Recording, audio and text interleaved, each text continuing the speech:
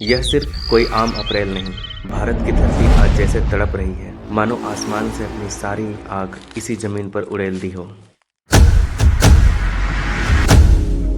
तपती दोपहरें, अब सांस लेना भी मुश्किल हो रहा है। सड़कों पर पसरा सन्नाटा कोई छुट्टी का आलस्य नहीं, बल्कि गर्मी की मार से उपजा हुआ खौफ है।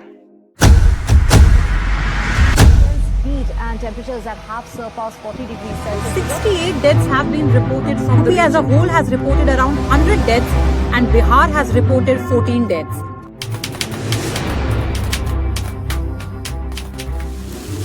पेड़ों की सूखी टहनियां भी अब हिलना भूल गई हैं, जैसे कि वो हार मान चुकी हैं। छतों पर बिखरी धूप अब सिर्फ उजाला नहीं, जलता हुआ अलार्म है जो हमें लगातार चेतावनी दे रहा है। यह गर्मी महज एक मौसम नहीं, यह एक मौन चीख है, एक क्रोधित प्रकृति की पुकार जो हमारे फेफड़ों से होते हुए आत्मा तक उतरने लगी है।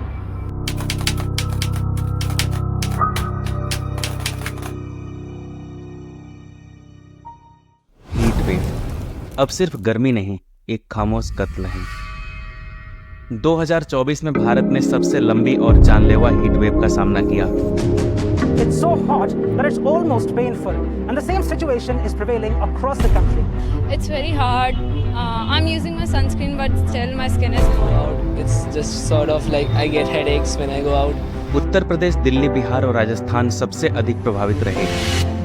अस्पतालों में मरीजों की भीड़ और हर कोने में पसीने से तरबतर चेहरे।